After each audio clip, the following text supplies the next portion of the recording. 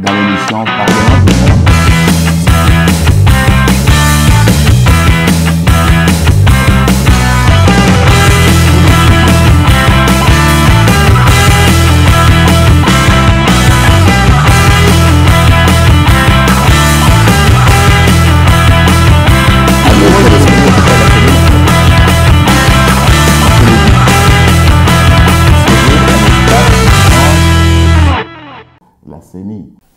Nous vous souhaitons la bienvenue sur la télévision du réseau DEA international dans l'émission Parlement du Monde, qui se veut un espace de libre-échange, de libre-expression sur tous les sujets qui intéressent les citoyens du monde et des pays qui composent le monde. Nous revoici en RDC, République démocratique du Congo. Et une fois de plus sur les thèmes qui divisent les Congolais, à savoir comment sortir de la crise politique qui sévit dans ce pays depuis plusieurs années. Le débat devient, hélas, de plus en plus passionné et moins réfléchi. Il est souvent construit sur des procès d'intention, des informations erronées ou tronquées, la méfiance, le mépris des autres, les insultes, etc. Il prend même des allures quasi vindicatives entre certains protagonistes. L'horizon est sombre, c'est le moins que l'on puisse dire. Pour aider un temps soit peu à fixer l'opinion, le Parlement du Monde reçoit ce jour M. Franck Nyoka. Bonjour Franck. Bonjour, monsieur. Voilà 2 mois que nous sommes vus. Tout à fait. Un peu plus d'ailleurs que 2 mois. Un peu plus d'ailleurs. Que nous avons échangé déjà sur ce thème à l'époque. 2 mois se sont écoulés. Quelle lecture vous faites de la situation en RDC en tant qu'observateur et analyste politique? Effectivement, ça fait 2 mois, mais 2 mois pleins qui s'est écoulé. Et il y a eu des évolutions dans les... Vous venez de le rappeler, hein, dans les positions, dans les intentions, dans les discours, qui fait qu'aujourd'hui, on est arrivé à un point où les gens se posent des questions sur ce fameux dialogue. Est-ce qu'il aura lieu? Est-ce qu'il n'aura pas lieu? Est-ce que les positions vont vers ce sens-là ou bien ça diverge? Donc, moi, je pense que... Bon, moi, je ne me suis pas caché la fois passée, hein, que je suis pro-dialogue. Et donc, je vous parlerai dans le sens d'un observateur qui est pour le dialogue. Bien que ça donne beaucoup de crainte quand on entend ce qu'on entend, les positionnements des gens et les positions des gens. Donc, ça devient complexe. Mais moi, je crois que les gens doivent rester, en fait, centrés sur le côté positif que peut apporter le dialogue, pour en fait ressortir les discours qui vont dans ces sens-là. Alors, bon, des deux côtés. Du côté de pro-dialogue, bon, on les connaît, hein, c'est essentiellement l'UDPS et les alliés pro-dialogue, ils ne sont pas nombreux dans l'opposition, eux le pouvoir dans sa majorité. Du côté des anti-dialogues, bon, ils se prononcent tellement, ils ne s'en cachent pas, qu'on le connaît tous. Ouais. Alors, les évolutions... Là, ce matin, il y a eu une information, comme ça, sur Radio Okapi, comme quoi, il y a une nouvelle condition qui a été posée par les anti-dialogues. Ah. Oui, donc ça, c'est une information officielle de la part d'un dirigeant de l'opposition, comme quoi, c'est pas mauvais en soi le dialogue, mais qu'il souhaiterait que le chef de l'État puisse se prononcer sur sa non-candidature aux élections de l'année prochaine. Bon, donc, et c'est pour compliquer les choses. S'il se prononçait dans ce sens, hein, il pourrait peut-être aller dans le dialogue. Bon, au dialogue, ok. Alors, donc c'est un peu les évolutions, hein, si on peut parler d'évolution. Du côté de pro-dialogue, bon, on sait que Kabila s'est lancé l'AMP s'est lancé dans des consultations, tout ça qui est cadré pas tellement avec la feuille de route de l'UDPS. Bon, c'est qui faisait craindre qu'il y ait un blocage total, mais selon des rumeurs, bon, les idées avancent vers le dialogue, Mais le point des dialogues reste, les ruptures restent constants, ne bouge pas assez. Entre l'UDPS qui exige la présence de la médiation internationale, le règlement du contentieux électoral, il ne bouge pas, et le pouvoir qui dit que la présence internationale, il est totalement opposé, et le contentieux, c'est du passé. Et donc tout ça fait craindre qu'on ne puisse pas arriver à même un pré-dialogue. Ouais. Donc maintenant, où est-ce qu'ils en sont? Ben, ce sont les acteurs qui peuvent dire hein, ce qu'il y a dans leur tête. Ouais. Mais d'une manière générale comme ça, nous pensons que ça évolue vers un dialogue. Mais si les uns et les autres ne bougent pas, ça risque de traîner en longueur. Effectivement. Ce qui est mauvais pour le pays. Ouais. Mais le dialogue lui-même, prenons l'hypothèse, plaçons-nous dans l'hypothèse où le dialogue a réellement lieu. Et si jamais il a lieu sans que la condition qui a été posée ce matin ne soit remplie, c'est-à-dire le président de la République... Une déclaration. Ne fait pas la tout à fait, oui. Mais l'UDPS et le PPRD et la majorité présidentielle vont quand même à un dialogue. À quoi cela pourrait aboutir, à votre avis? Non, bon, ça c'est de la surenchère. Oui. C'est la surenchère. Bon, ce sont des positions politiques. Chacun a son fonds de commerce, donc il va y jouer à fond. Moi, je crois qu'exiger que Kabila se prononce avant qu'il y ait dialogue n'est pas à l'ordre du jour, parce qu'il y a un calendrier institutionnel. Hein, c'est le jour de dépôt de candidature. Il y a des dates limites. Avant ça, il est libre de se prononcer ou de ne pas le faire. Donc, je crois que c'est un argument qui peut sauter. Je crois que c'est pas bien. Si réellement ils veulent aller au dialogue, ce n'est pas une condition importante. Quand ils ont exigé qu'on libère les prisonniers politiques, là c'était sérieux, c'était important. Mais que lui se déclare non partant aux élections... Sauf que, jouant peut-être sur les bonnes intentions, voyant la situation dans laquelle nous nous trouvons et la délicatesse de la situation elle-même, il peut être bien inspiré, effectivement, de faire cette déclaration qui apaiserait énormément les climats politiques. Bon, là, vous parlez de bonnes intentions, mais moi je suis plutôt dans un cadre purement politique où on regarde les institutions, il y a des dates, il y a des obligations et tout ça. Il n'est pas tenu de respecter cette demande, cette exigence. Donc, je crois que le formuler pour cette opposition anti-dialogue, c'est pas mauvais non plus. C'est un peu pousser les choses. Mais que Kabila refuse de répondre à cette exigence, c'est de la politique pure. Ouais. Alors revenons un peu aux possibilités. Ils vont au dialogue. Ça peut accoucher de quoi? Et là, ça c'est la vraie question, la question fondamentale. Mais avant de répondre à cette question, il y a plusieurs choses qu'il faut voir avant tout. Qu'est-ce qui est bon pour le Congo? Justement. Donc ça c'est une question à laquelle il faut répondre. Ce qui est bon pour le Congo, c'est qu'il y ait des élections. Là je réponds d'une manière froide, hein, donc sans positionnement. Ce qui est bon pour le Congo, qu'il y ait des élections dans le schéma, donc, on dit transparence, crédibilité, et puis respect des droits et des règles, tout ça, donc un CENI droit dans ses bottes, qui fait respecter les règles à tout le monde, tout ça. Donc ça c'est pour le Congolais, qu'il y ait des élections, quels que soient les gagnants, mais qu'il y ait des élections transparentes et crédibles. Ça c'est une chose. Est-ce que le dialogue peut amener à ces genres d'élections? Je dirais oui. D'ailleurs, c'est pourquoi moi personnellement, je suis de ces citoyens qui sont pour le dialogue. Moi, je pense que ce dialogue peut amener à ce qu'on puisse avoir ce type d'élection dont on parle. Bon. Maintenant, pourquoi il y a des divergences sur le...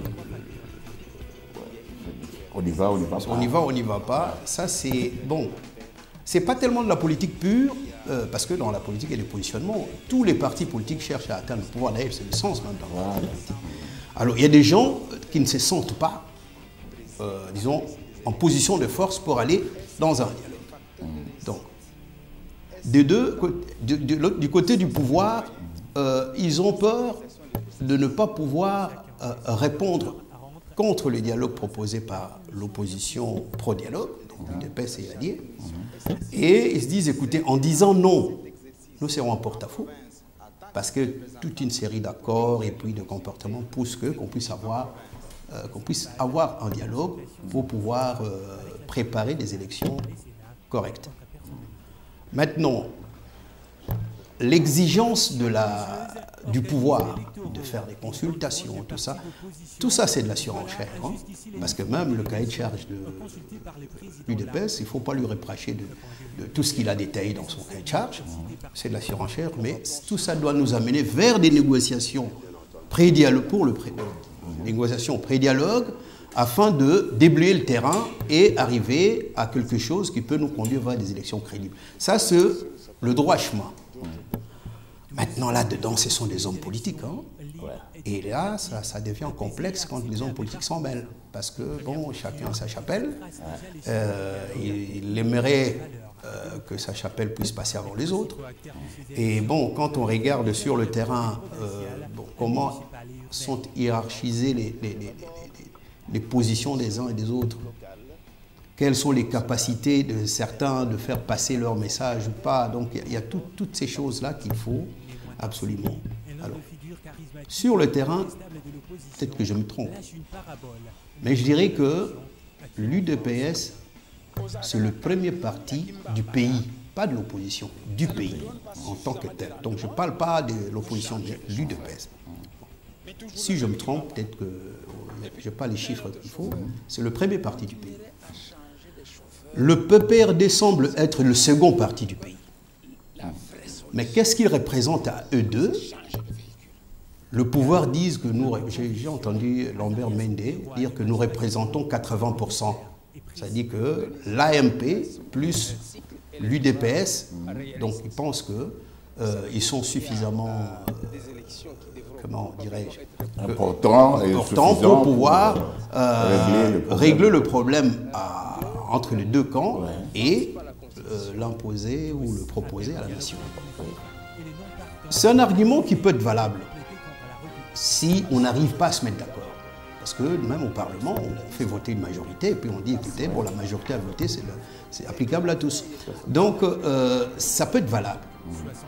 Mais maintenant, est-ce que la minorité n'a pas raison de refuser le dialogue? Surtout si la majorité se trompe. Voilà, parce qu'il est arrivé... dans une démarche, parce que la majorité ne veut pas dire raison. Oui. Non, mais c'est surtout que l'histoire nous a appris que la majorité il arrive que la majorité se trompe. Tout oui. La Russie de 1917, c'est une grande majorité qui s'est trompée. L'Allemagne nazie s'est trompée, ils étaient majorité. Donc ça veut dire que la minorité doit être entendue. Et c'est pour ça que c'est un peu déplorable qu'il y ait toutes ces divergences. On aurait souhaité qu'il y ait des pré-dialogues, pas un pré-dialogue, mais des pré-dialogues un peu partout, pour qu'on puisse arriver à déblayer le terrain, mais surtout que cela nous amène à un dialogue. D'accord. Mais si on considère les arguments qu'évoquent les anti-dialogues, en fait, il y a comme une sorte de méfiance à l'égard de l'UDPS, essentiellement, en plus de la méfiance déjà à l'égard du président candidat, mais il y a aussi une méfiance à l'égard de l'UDPS. Comment vous pouvez expliquer ça? Certains accusent l'UDPS d'être suffisante, de se présenter plutôt... C'est une impression qui peut être partagée. Hein. Donc, moi, je pense qu'il appartient à l'UDPS de ne pas bomber la torse. Parce que j'ai dit tout à l'heure que c'était le premier parti du pays, mais qui n'a jamais gouverné. C'est-à-dire qu'il n'a jamais été capable de réunir une majorité. Bon, on peut aussi dire que bon, les élections ont souvent été truquées, même à l'époque de Mobutu. Mais à partir du moment où l'UDPS seul n'a jamais réussi à gouverner le pays, même en utilisant la masse. Donc, la suffisance qui peut être perçue par l'opposition doit être prise en compte pour éviter de créer des situations de blocage. Donc, si réellement l'opposition a le sentiment que l'UDPS c'est sans suffisant pour aller seul dans ces dialogues, ben, la question doit être réglée par l'UDPS. Parce que l'opposition se bat dans le même sens que l'UDPS, c'est-à-dire qu'ils veulent arriver à l'alternance. Et l'UDPS seul, même étant le plus grand parti du pays, je ne le vois pas seul arriver, gagner les élections et créer l'alternance. Peut-être même pas les élections, mais nous conduire vers une solution paisible là qui nous permet de sortir réellement de la crise. Donc il lui appartient de le faire. Bon, parce que être le premier parti du pays crée une certaine responsabilité. Même si on n'est pas aux affaires. Et donc le pouvoir, en disant qu'il répond à la demande de l'UDPS, c'est déjà une bonne chose. C'est une reconnaissance de l'importance. Oui, il reconnaît l'importance de ce parti, mais alors il faut aussi qu'il fasse preuve de bonne foi pour que les négociations puissent aller vite et les mener vers un dialogue, mais qui inclura tout le monde. C'est-à-dire que le pouvoir peut aussi aider l'UDPS à créer l'inclusivité de l'opposition pour éviter qu'il y ait de grains de sable au moment des dialogues qui peuvent bloquer la machine. Est-ce qu'il y a une explication logique ou historique que l'on pourrait donner à cette attitude que prend parfois l'UDPS? Bon, l'UDPS a connu beaucoup de comment dirais-je, a connu beaucoup de trahison. Tout le monde se souvient de tout ce qui s'est passé depuis sa création, pendant la conférence nationale, sous Mobutu, et puis depuis Kabila père, Kabila fils, tous ces enfants de l'UDPS qui sont partis, soit qui ont été piqués ou débauchés pour aller rejoindre la partie adverse, ça crée de la méfiance. C'est-à-dire que quand on voit une opposition qui s'oppose à l'UDPS sur ça, bon, ils peuvent aussi avoir le même attitude en disant qu'on se méfie de cette opposition qui s'oppose à ce que nous proposons. Est-ce qu'ils ne sont pas instrumentalisés pour bloquer la machine? Donc moi je pense que du côté de l'opposition, on doit aussi organiser des négociations pour pouvoir rapprocher les questions et surtout parler d'une seule et même voix. Ce serait l'idéal pour le pays. Ça va pousser le pouvoir à mieux respecter les conditions qui seront posées, mais en tout cas des conditions responsables. Ok. Je voudrais revenir un peu sur la question là, des scénarios possibles. Elle me hante un peu là. On dit, par moment, on a l'impression que tout est vraiment, l'horizon est fermé. Parce qu'on peut aller au dialogue et sortir de là en se tapant dessus. On peut ne pas aller au dialogue et ne pas résoudre la crise non plus. Et qu'on risque, tout cela risque de nous mener peut-être vers une explosion qu'on c'est ça le danger. C'est ça le danger parce que il n'est pas exclu que nous puissions revivre des situations qu'on a vues dans le passé.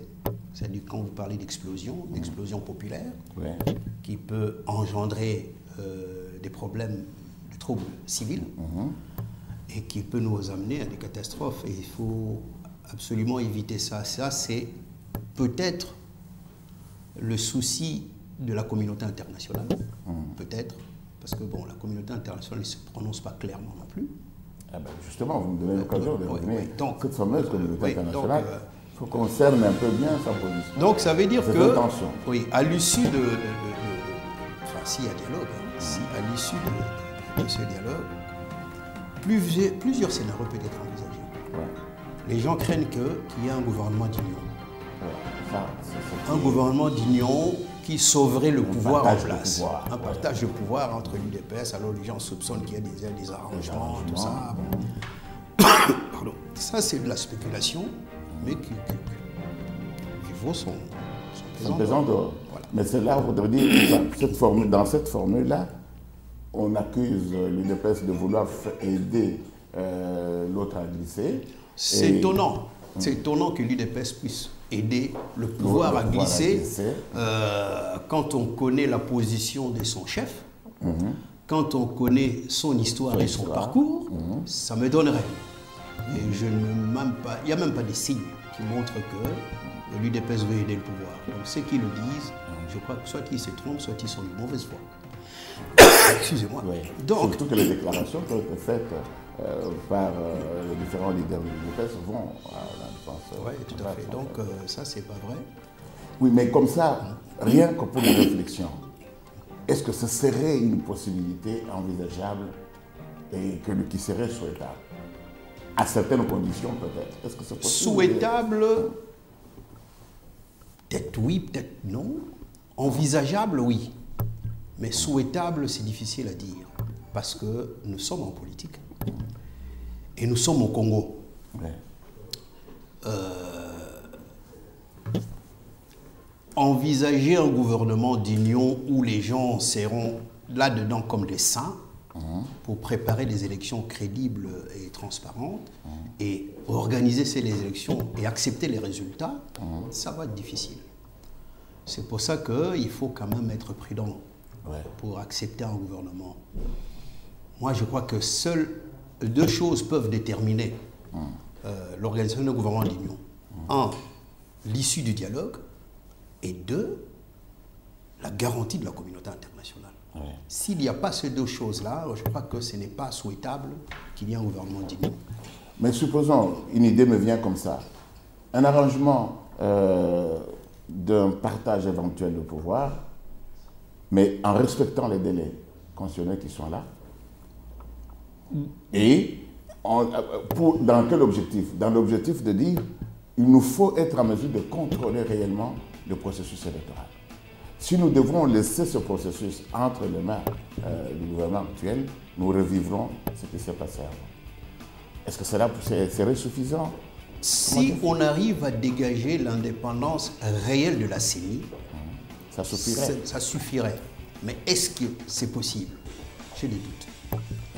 Donc, surtout si tout le monde a des doutes, il y a des risques d'aller vers un gouvernement d'union où tout le monde se tient, que personne ne trompe personne. C'est parce qu'il y a le contrôle des finances, il y a le contrôle des agents de sécurité, il y a tout un tas de choses qui font qu'on ne peut pas laisser ça. Qui peut terroriser des gens, qui peut et un gouvernement sortant qui a déjà la réalité du pouvoir et des finances et du système de sécurité, sans l'implication de la communauté internationale, moi je me méfierais.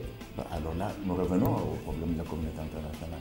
Tout à fait. Pouvons-nous vraiment penser que cette communauté internationale nous accompagne de la bonne manière? A-t-elle vraiment l'intention de nous accompagner comme il faut? Au jour d'aujourd'hui, la communauté internationale ne joue pas le jeu.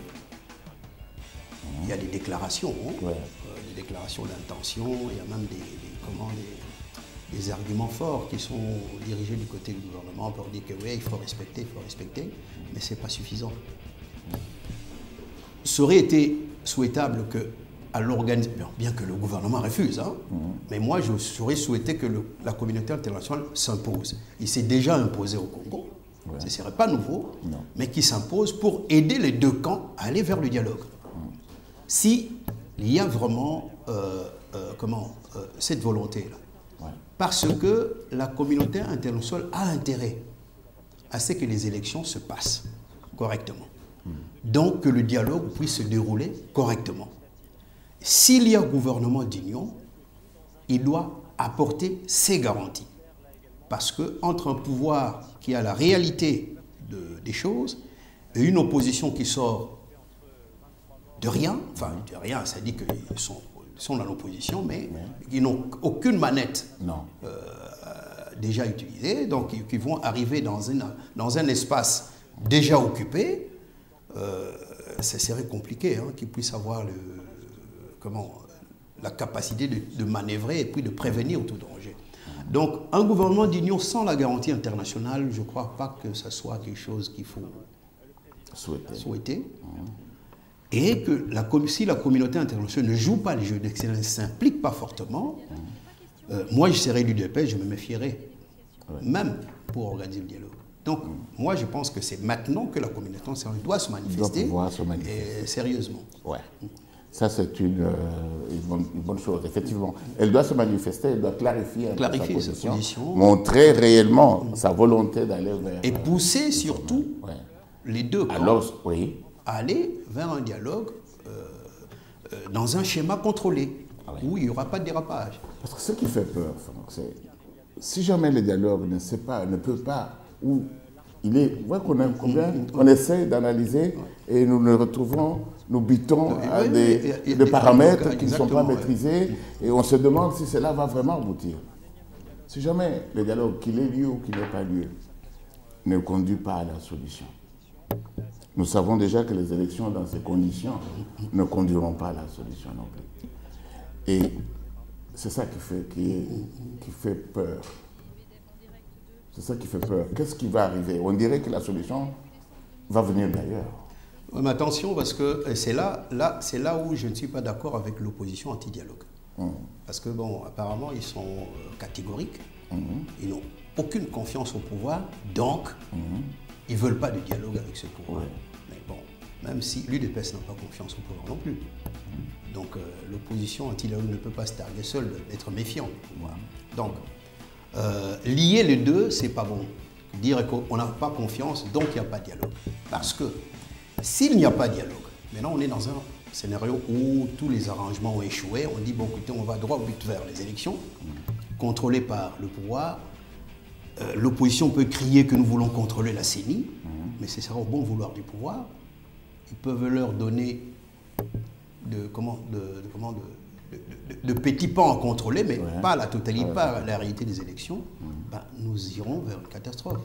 Il y aura des résultats qui seront contestés, même des résultats passés, on ne parle pas seulement des présidentielles, même aux législatives, qui fait que nous risquons d'aller vers ce scénario catastrophe où tout le monde va refuser, le pouvoir va donner ces résultats qui seront refusés par l'opposition, alors la grande opposition, parce qu'il n'y a pas eu de dialogue, et les résultats, c'est qu'il y aura un choc terrible, la population va prendre le relais en se soulevant, et puis le pouvoir qui a le pouvoir de l'ordre public va réagir, on ne sait pas où est-ce qu'on va aller, et la communauté doit être responsabilisée, parce que ce sera à lui de remettre le calme dans le pays.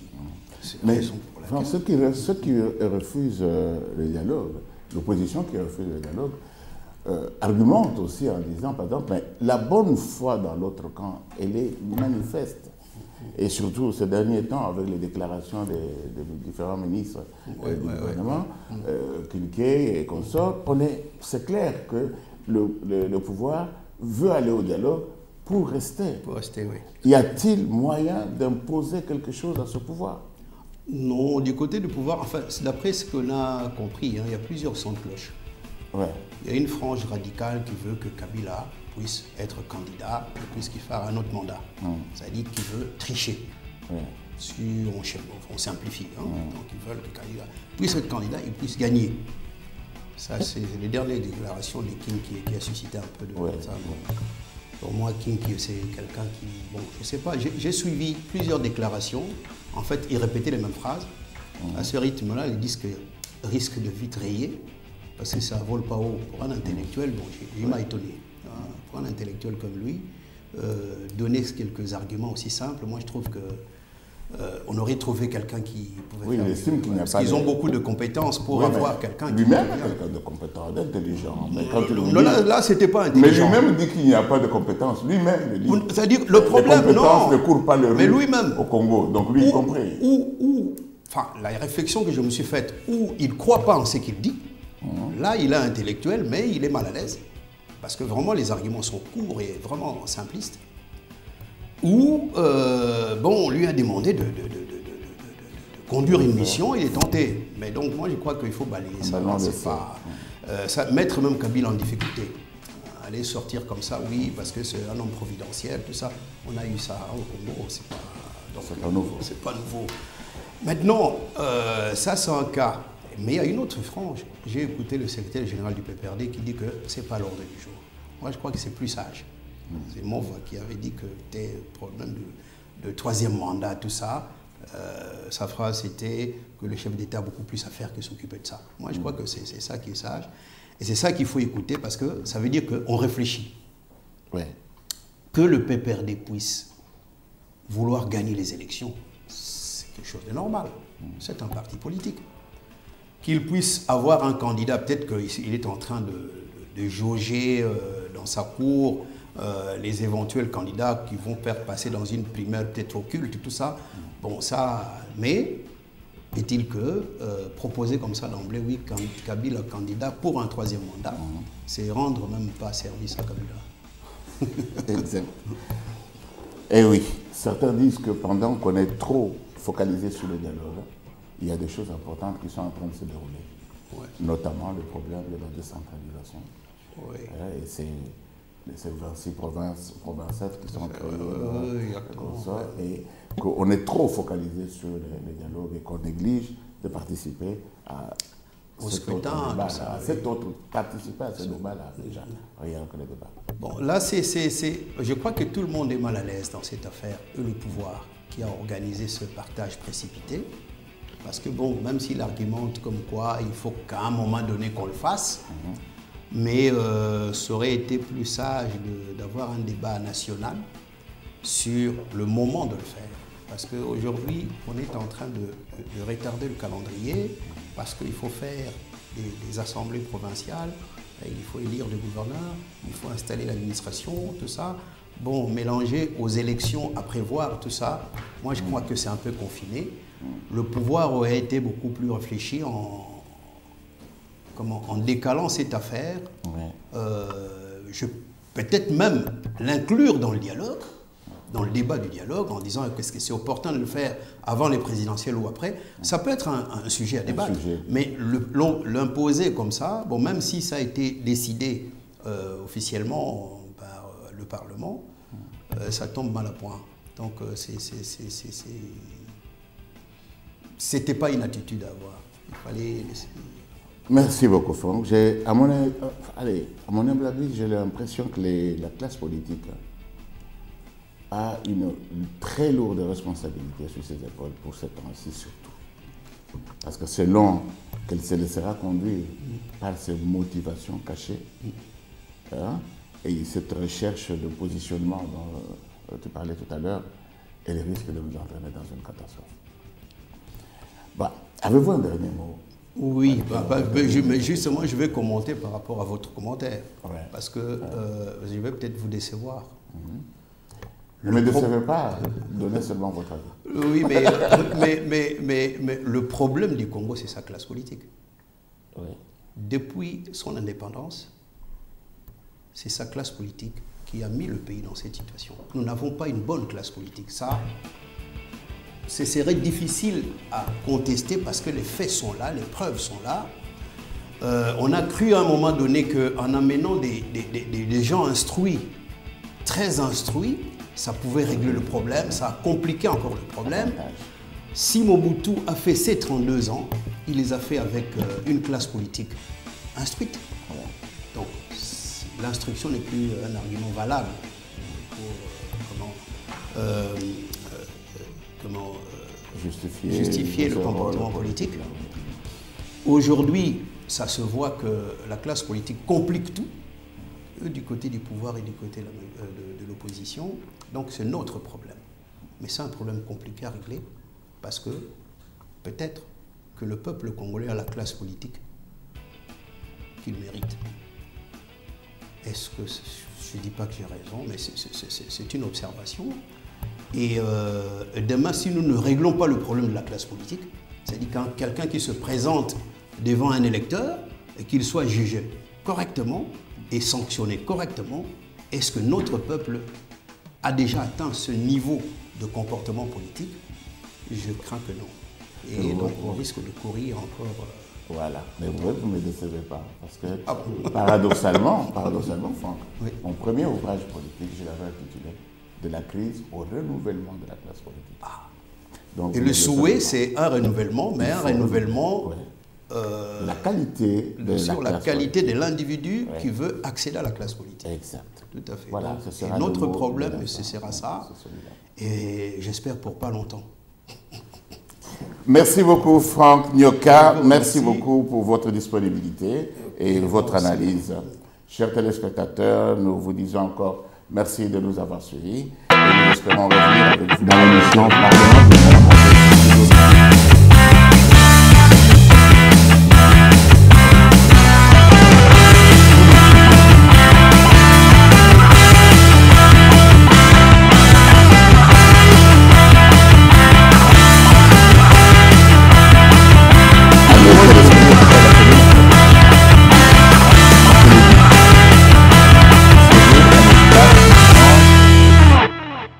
CENI.